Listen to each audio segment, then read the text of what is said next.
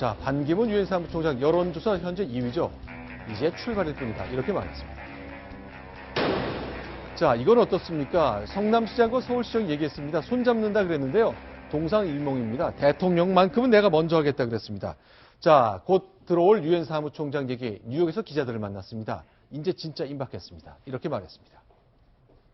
현재로서는 1월 12일 목요일 오후에 다수 일반 일정쯤 되는데 아시아나 에어라인 편으로 귀국하려고 계획을 하고 있습니다. 그때 가서 10년간 사무총장 일을 성공적으로 마치고 들어오는 그런 소감에 대해서 보고를 드리고 국민들께 그 감사의 말씀을 전해드리는 것 같습니다. 자, 고성우 차장. 이제 12월 30일 날 임기를 끝낸 반기문 전 사무총장인데 지금 이제 들어올 때까지 뭘 하는 거죠?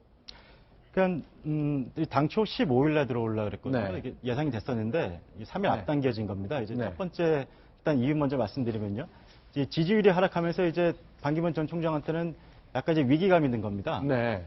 그리고 이제 오히려 지금 15일 이렇게 시간이 끌수록 네. 이제 출마 의지가 약한 거 아니냐. 네. 이제 불필요한 오해를 받을 수 있는 거고요. 자, 지금 보시는 이 장면은 산에서 항공 촬영한 것 같습니다만 미국에 있는 뉴욕주에 있는 무슨 산속 마을 같은데 저 장면이 왜 지금 의미가 있는 겁니까?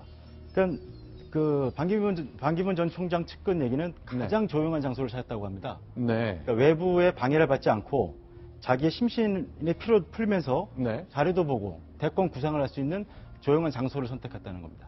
자, 이제 에팔레체 산맥이 쭉 있는데 뉴욕 맨하탄에서 10년간 생활했던 반 총장 결국 도심을 떠나 산속에서 뭔가 깊은 구상에 빠진 걸로 봐야 되겠네요.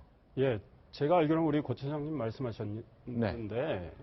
15일 네. 오기로 했다가 땡겨서 오는 게 아니고 네. 지금 경대수원이 그때 가서 네. 말씀을 잘못 이해하고 네. 15일 전으로 온다고 이제 말씀을 하신 것 같은데 네. 15일이라는 날짜를 못 박아서 언론에 이야기를 했어요. 그런데 12일은 네. 그 경대수원 만나기 전부터 네. 12일로 잡아놨던 걸로 알고 있습니다. 그래서 네. 뭐 지금 지지율과 관련해서 급하니까 앞당겨서 뭐 네. 반 총장이 오시는 것 같지는 않고 중요한 거는 오셔서 네. 어떤 메시지로 국민한테 다가가느냐. 본인이 만약에 대선에 정말 출마한다면 어떤 정치 철학, 어떤 비전, 어떤 구상, 네. 어떤 가치를 국민들한테 네. 보여주느냐, 설명하느냐. 이게 제일 중요한 것 같아요. 뭐 지금 이제 여러 가지 어떤 공학적인 이야기 있잖아요. 뭐 독자 신당을 만든다, 빅텐트를 한다 이런 거보다 본인의 철학과 가치를 국민들께 말씀드리고 설명드리는 게 우선이다 이 생각이 듭니다. 자, 근데 지금 화면에 보셨지만 미국의 경제학자 얼굴이 보였는데 제프리 삭스입니다. 왜 이 사람이 유엔 사무총장을 떠난 반 전 총장의 기자들 만남에 옆에 서 있는 거죠? 그 세계적 경제 석학이라고 하는데요. 그 반기문 측에 따르면 네. 이제 제프리 삭스 교수는 이 모든 분야에 걸쳐서 반 전 총장을 보좌를 했다고 합니다. 네. 특히 소득 불균형, 가난, 여성 그런 다양한 분야에 대해서 보좌를 했던 인물로 알고 있습니다. 자, 그러니까 10년간 한국 사회의 빈부격차 커지고 계층 간의 갈등 커진 것 이런 문제에 대해서 반기문 유엔 사무총장이 잘 모를 것이다에 대한 의문 그걸 좀 해소하고 싶은 겁니까? 예, 아마 그런 의미도 있는 것 같습니다. 그러니까 네. 마지막 공식 행사장 바로 옆에 있었던 사람이 제프리 삭스라는 진보적인 경제학자입니다. 그러니까 최연소 하버드 교수라고 지금 콜롬비아 교수인데요.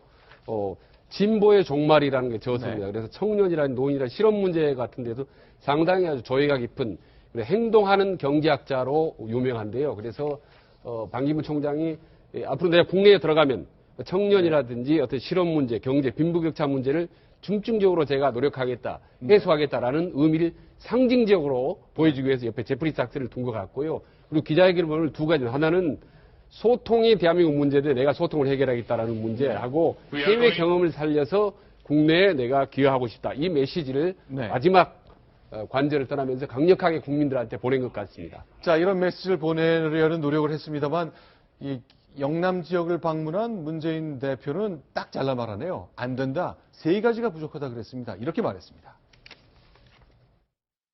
반기문 총장님은 어떤 구시대, 구체제 속에서 늘 누려오셨던 분입니다.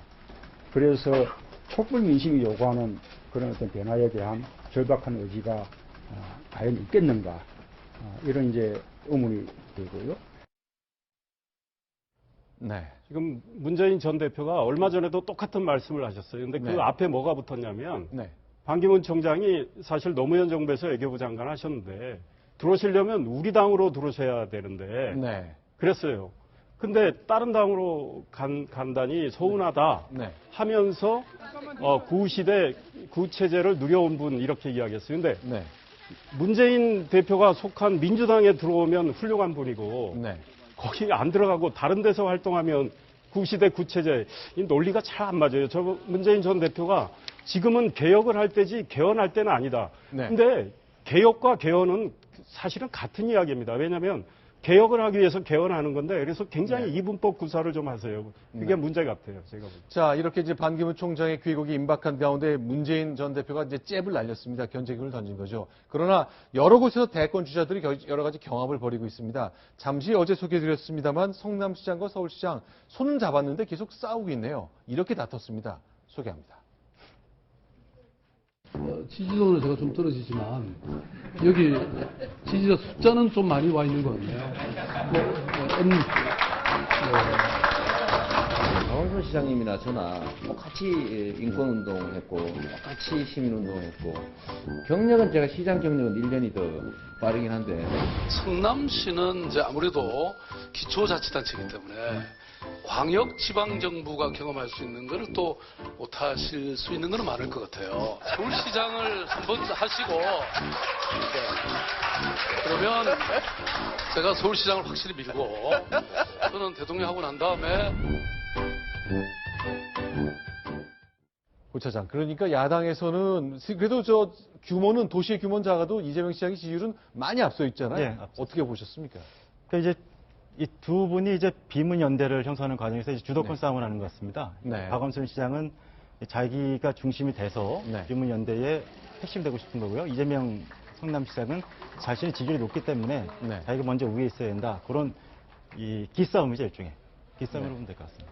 우리가 통상 말하는 네. 이덕 있잖아요. 아, 형님 먼저, 아우 먼저. 네. 이게 아니고 형님은 형님이 먼저 하겠다 그러고 아우는 아우가 먼저 하겠다는 이런 모습인데 뭐 통상 볼 수 있는 모습이죠. 그런데 중요한 거는 지금 레이스를 하다 보면 네. 결선 투표제는 이 후보 경선에서 받아들이겠다고 문재인 후보가 이야기를 네. 했기 때문에 만약에 이제 1차 경선이 이루어지고 문재인 전 대표가 뭐 1등 하지는 않겠어요? 근데 네. 그분이 50%를 못 넘긴다면 결선이 됩니다. 그때는 저 두 분이 연대할 가능성이 있다고 봅니다. 근데 성격적으로 보면요, 박원순 시장은 내향적인 사람입니다. 조용하고. 네. 그리고 이재명 시장은 톡톡 튀는 플러스 스타일이기 때문에 네.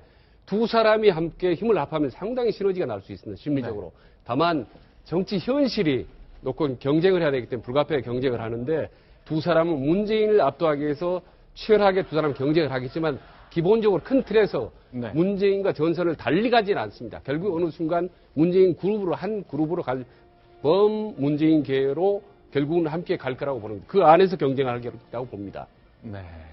자, 이제 야권 상황 좀 저희가 정리해 드렸습니다만 여러 가지 이제 룰 만드는 것 급하다고 해서 여러 가지 신경전이 이어지고 있고 과연 개헌 문제 역시 야권에서 새로운 폭발점이 될 수 있는 그 가능성이 있습니다. 그 문제도 저희가 앞으로 이 시간을 통해서 야권의 개헌 문제 그 논쟁까지 쭉 정리를 해 보겠습니다.